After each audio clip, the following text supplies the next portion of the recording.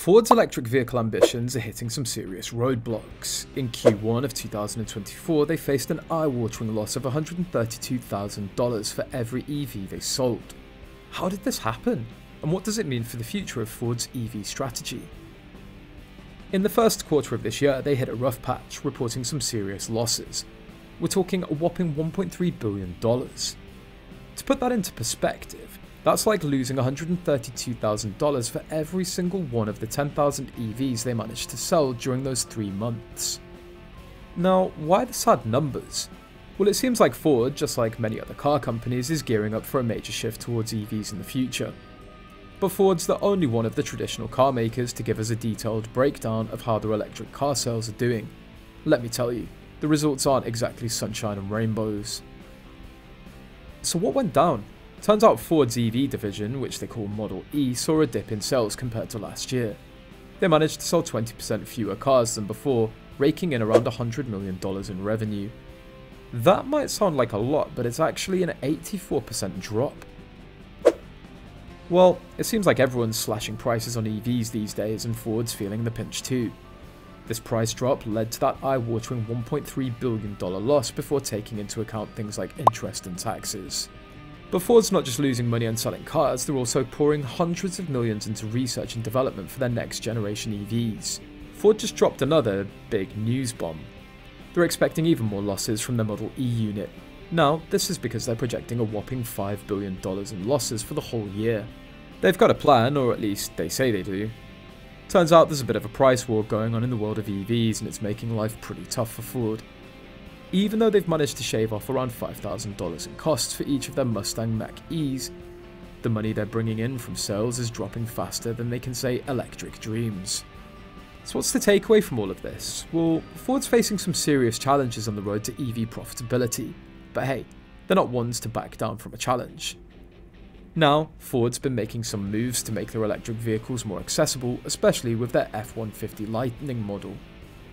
They've slapped on some heavy discounts, hoping to get those wheels rolling out of the dealership lots. And you know what? It seems to be working, at least for the Mustang Mach-E. Now let's take a trip down memory lane to 2023, shall we? Ford's Model E division had a bit of a rough year, to say the least. They reported a whopping $4.7 billion loss for the whole year. That's a heavy chunk of change, especially when you consider they managed to sell 116,000 electric vehicles during that time. Calculating the numbers, that's roughly $40,525 per vehicle.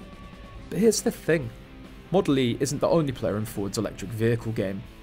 They've also got their Ford Pro unit in the mix, handling sales to businesses and government folks. Let me tell you, they're doing pretty darn well over there. As an example, they're receiving some sizable orders. The US Postal Service put in a request for a whopping 9,250 E-Transit vans, set to be delivered throughout this year.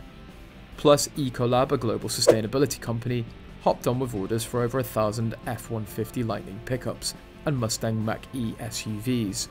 Now that's what you call an electrifying demand. So while Model E might be taking a hit, it's not all doom and gloom for Ford's electric dreams. Looks like they're still making waves in the EV world, one order at a time. Despite taking a bit of a hit with those EV losses, Ford's CEO Jim Farley isn't hitting the panic button just yet. He's confident that they're steering the ship in the right direction when it comes to their electric vehicle business. Now let's shine the spotlight on Ford's heavy hitters, starting with Ford Pro. This powerhouse unit is all about the tried and true internal combustion engine vehicles. Let me tell you, they knocked it out of the park this quarter. They gathered a mind-blowing $3 billion in earnings before interest and taxes, aka EBIT, which is more than double what they made at this time last year. And that's not all. The revenue skyrocketed by a solid 36%, hitting another $18 billion. They also sold an impressive 409,000 vehicles, marking an impressive 21% increase from before.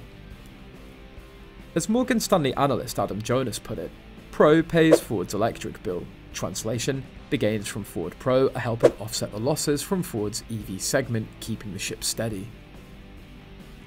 But it's not all sunshine and rainbows. Ford Blue, the division in charge of selling gasoline-powered cars to regular consumers, hit a bit of a speed bump. Their sales took a bit of a dip, falling by 11% to 626,000 vehicles.